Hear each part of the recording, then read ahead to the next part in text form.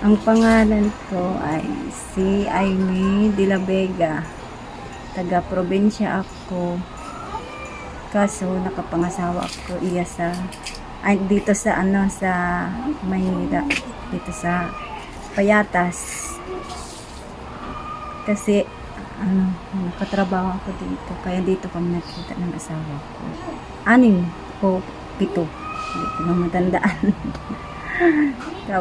Kasi sama na kami ng asawa ko, 4 na taon, maglilima na nga. Tapos may anak ako, 2. Tapos ito yung maliit ko, 1 buwan pa lang, magdadalawa pa lang sa 28. Asawa ko, palero lang din. Kaso lingguhan umuwi. Tapos lang kami.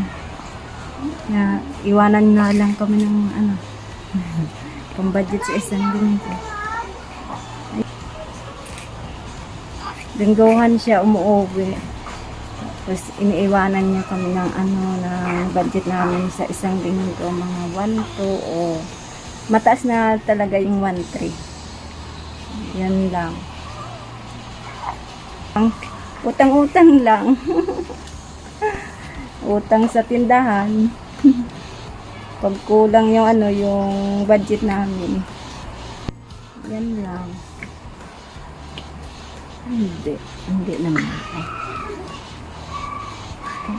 Ito yung bahay namin, maliit lang. Magulo.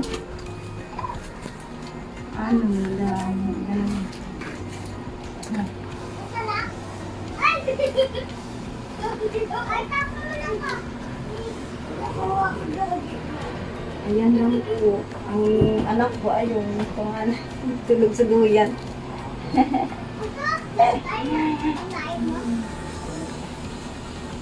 Ito pa lang sa January.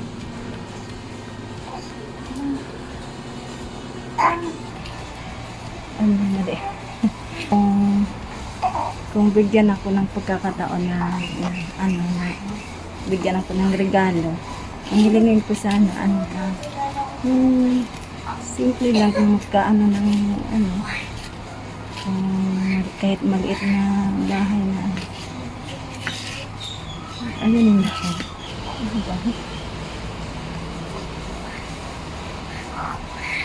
Yung anak ko, pangangailangan, mga diaper, lang na kami sa magsama-sama kami sa December, pag kami sa saluhan.